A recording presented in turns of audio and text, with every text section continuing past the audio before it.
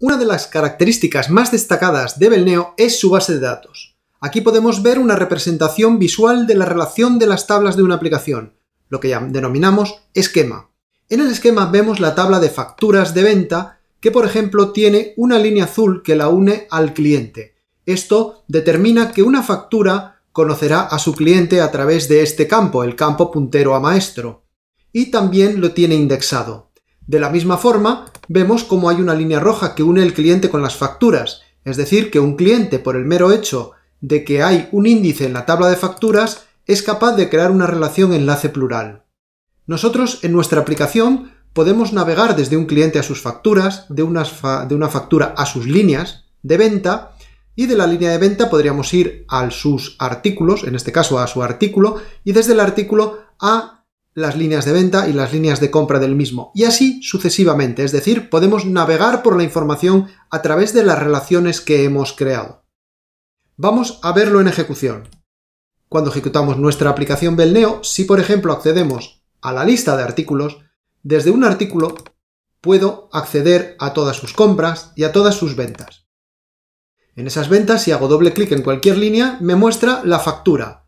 Desde la factura yo podría editar ese cliente, desde ese cliente puedo acceder a cualquiera de sus facturas, desde esa factura podría acceder a un artículo, desde el artículo podría acceder a sus compras, desde las compras accedería a una factura de compra, desde ahí a la ficha del proveedor y así sucesivamente. Como vemos, navegamos por la información de forma rápida y fiable.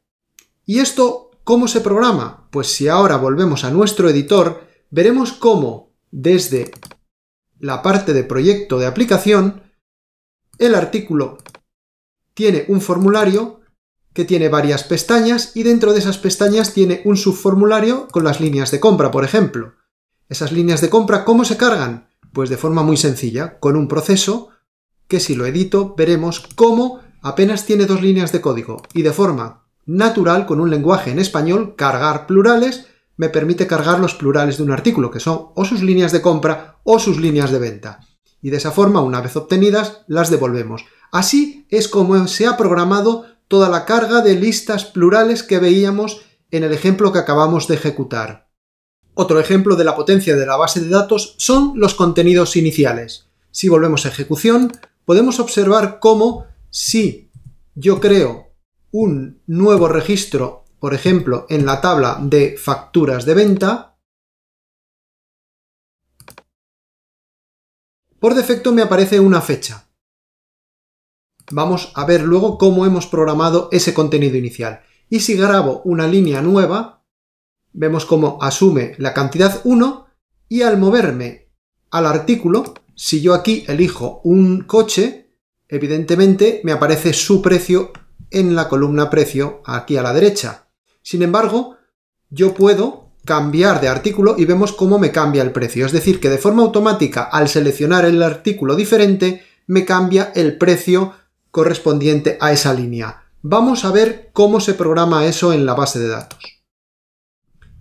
Simplemente, si vamos a la factura de venta, vemos cómo el campo fecha tiene como contenido inicial una fórmula que es current date, que devuelve la fecha del día.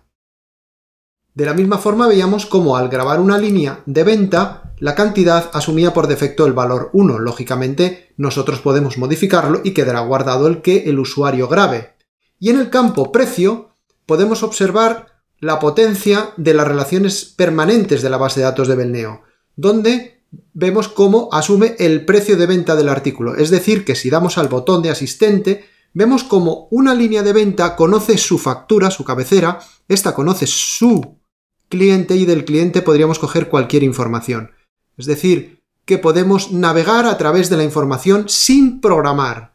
De la misma forma, en este caso, lo que hemos hecho es, de la línea que conoce el artículo, asumir su precio de venta. De esta forma, cada vez que cambie el artículo, se refrescará el precio de venta en la línea.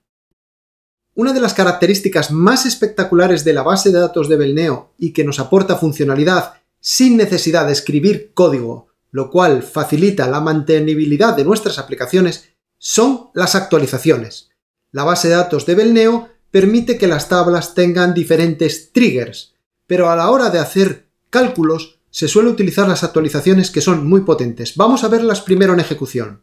Tenemos aquí la línea que estábamos grabando anteriormente. Vamos a completarla. Vemos cómo el total factura está a 0, pero en el momento en que yo doy intro y grabo la línea, el total factura se ha calculado.